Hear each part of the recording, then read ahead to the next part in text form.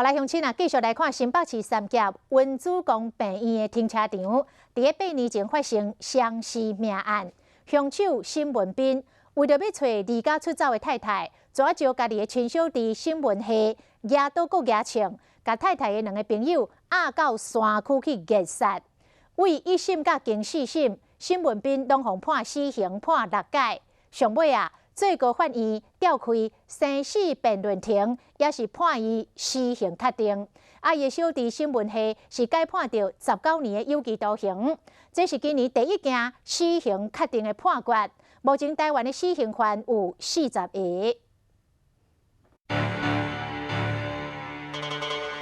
沈文彬甲共要顾某的小弟沈文夏前后，互人掠到，这个阿兄找无某，因小弟无法可抗无担金，一人举枪，一人举刀掠走因阿嫂2个无辜的朋友到山顶，踏入水沟内渡水无命，最后等伫三甲温子宫病院的停车场。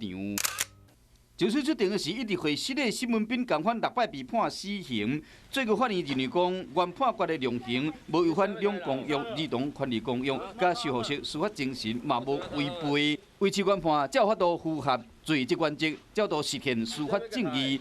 驳回上诉死刑确定，是今年头1件判死的案件。若沈文夏是杀人的共同正犯，判刑19年确定。